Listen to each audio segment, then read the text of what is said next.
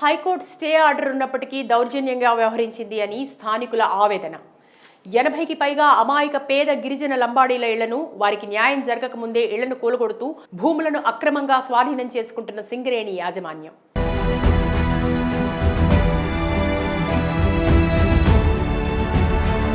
గిరిజన బిడ్డల పక్షాన signature studios special focus. Ramagundam zone 3 పరిధిలో సిద్దపల్లి, అక్కెపల్లి భూముల్లో ఉన్న అమాయక గిరిజన బిడ్డల ఇళ్లకు సింగరేణి బొగ్గు సంస్థ నష్టపరిహారం చెల్లించి భూమిని స్వాధీనం చేసుకోవాల్సి ఉంది.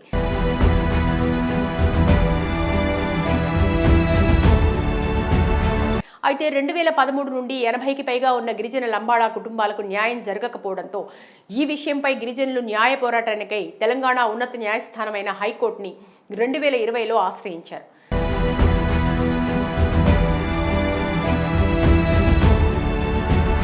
తెలంగాణ హైకోర్టు సింగరేణి యాజమాన్యానికి గిరిజనుల ఇళ్లకు, భూములకు నష్టపరిహారం చెల్లించే స్వాధీనం చేసుకోవాలని 2021లో స్టే ఆర్డర్ నోటీసులు జారీ చేసింది.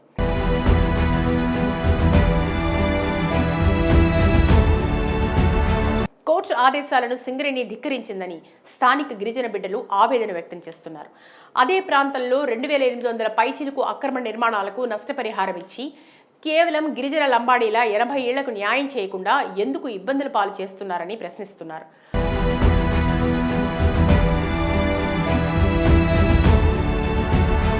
రామగుండం 3వ జోన్ జీఎంపై వెంటనే చర్యలు తీసుకోవాలి, ఇళ్ల కూల్చివేతలు తక్షణమే ఆపేయాలి అని స్థానికులు కోరుతున్నారు.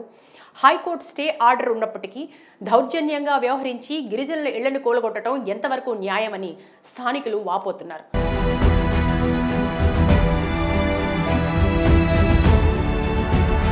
సంబంధిత మంత్రి మల్లు భట్టి విక్రమార్క, స్థానిక మంత్రి శ్రీ దుద్దిళ్ల శ్రీధర్ బాబు గారు వెంటనే స్పందించాలి అన్న సిగ్నేచర్ స్టూడియో.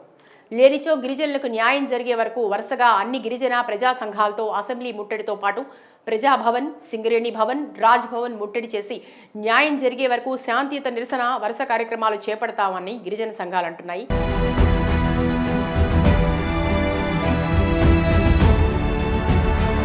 అమాయక దళిత గిరిజనులకు నష్టపరిహారం విషయంలో న్యాయం చేయకుండా సింగరేణి బొగ్గు క్యాలరీస్ సంస్థ కొన్ని సంవత్సరాలుగా కాలయాపన చేస్తోంది.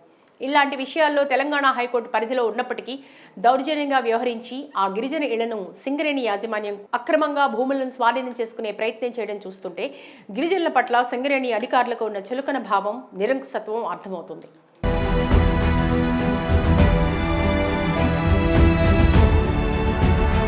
ఈ విషయంపై సంబంధిత మంత్రి డీసీఎం మల్లు భట్టి విక్రమార్క గారు, స్థానిక మంత్రి శ్రీ దుద్దిళ్ల శ్రీధర్ బాబు గారు వెంటనే స్పందించి అమాయక గిరిజన కుటుంబాలకు న్యాయం చేసే ప్రయత్నం చేయాలని మనవి చేస్తున్నారు. అలాగే సింగరేణి బొగ్గు క్యాలరీస్ సంస్థ అధికారులు అమాయక గిరిజనులపై దౌర్జన్యం చేస్తే సహించేది లేదు. సింగరేణి యాజమాన్యం వెంటనే స్పందించి గిరిజనులకు నష్టపరిహారం చెల్లించి న్యాయం చేయాలని తెలంగాణ లంబాడీల ఐక్యవేదిక డిమాండ్ చేస్తోంది.